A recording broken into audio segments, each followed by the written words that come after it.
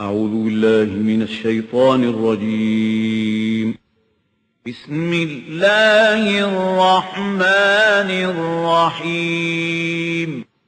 لقد أرسلنا رسلنا بالبينات وأنزلنا معهم الكتاب والميزان ليقوم الناس بالقسط. صدق الله العظيم.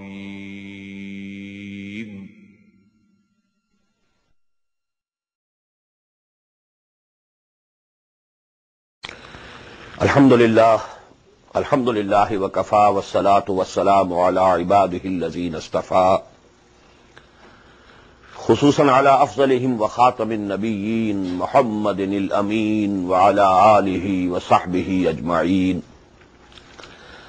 أما بعد فقد قال الله تبارك وتعالى كما ورد في سورة النساء: أعوذ بالله من الشيطان الرجيم بسم الله الرحمن الرحيم إن الله يأمركم أن تؤدوا الأمانات إلى أهلها وإذا حكمتم بين الناس أن تحكموا بالعدل إن الله نعم ما يعظكم به إن الله كان سميعا بصيرا.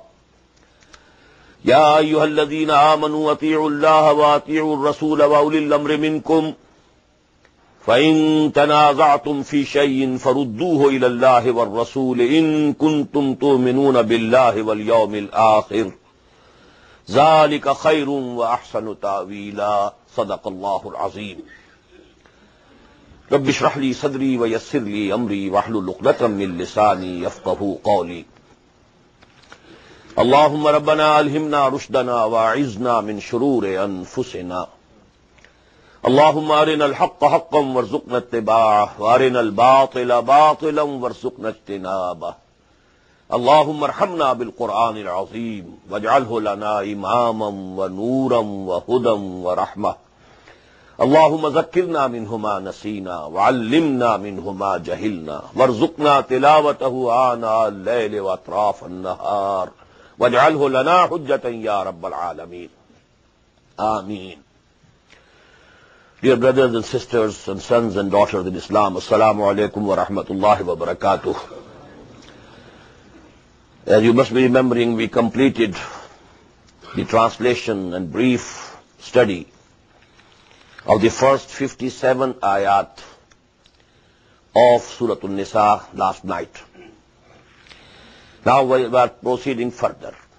The two ayat which I have just recited are most profound ayat of the Quran regarding the fundamental principles of Islamic State. Just as we read two ayat, ayat number 32 and 34, they were most profound regarding the institution of family. Ayat number 34 says, الرجال قوامون على النساء بما فضل الله بعضهم على بعض وبما أنفقوا من أموالهم فالصالحات قانتات حافظات للغيب بما حفظ الله إلى آخر الآية. So in the same way, these two ayat are very basic, very fundamental regarding the structure of Islamic State. And in these two ayat we find that all the three pillars or the basic institutions, they have been mentioned of an Islamic State. Although the terminology used here is not of the modern political science. These are general terms, general words. But if you analyze the ayat, you find that all the three pillars of a state, in a modern state we have three basic institutions, basic pillars. Legislature on the one side, executive on the other side, and then the judiciary. So you will find that all three of these are being mentioned here. And let me explain in the beginning. The political system of Islam is that of caliphate. The first basic principle is that sovereignty belongs to Allah, not to any human being as individual or not to the nation or humanity at large collectively. Sarwari जेबा फकत उस जात बेहमता को है, हुक्मरां है एक वही, बाकी बुताने आजरी. इनिल हुक्म इल्ला लिल्लाह. Sovereignty belongs to him. Now if sovereignty belongs to Allah, what remains for the humans? That is called khilafah, vicegerency. What is it? Whatever commands are coming from the real sovereign, you have to implement as such. You can't alter, you can't change them. Not even 100% of you can make any change in it. What to speak of 51%, majority or minority? Absolutely irrelevant. What command is coming from Allah is to be implemented as such. Where there is no specific instructions from Allah subhanahu wa ta'ala, it is amrukum. Now Allah has given this sphere to you.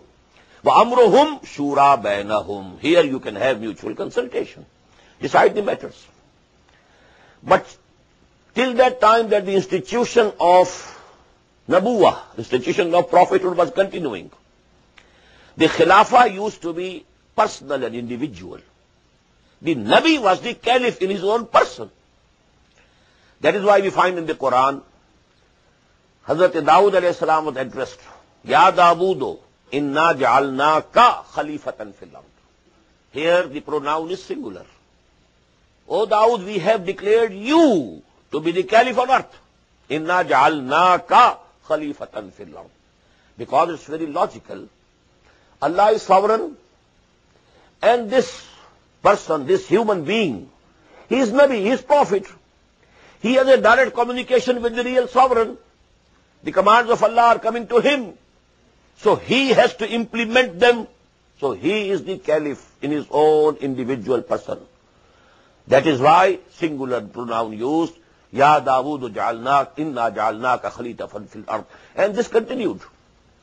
Till such time that the institution of caliphate was, the institution of Nabuwah, prophethood was continuing, this was the condition. That is why we find in the hadith, the Sahih of Bukhari, rahimahullah, Kanat Banu Israel tasusuhumul anbiya, kullama halaka nabiyyun, khalafahu nabiyyun. The community matters, the political affairs of Bani Israel were in the hands of the prophets. Whenever a prophet died, another prophet was in his place. Just as we know, Hazrat Dawood died, he was the Caliph, and he was the prophet, and after him, Hazrat Sulaiman, alayhi salatu wassalam, he is the Caliph, and he is the prophet. But now, when this institution of prophethood has come to an end in the person of Muhammad sallallahu alayhi wasallam, now things are changed.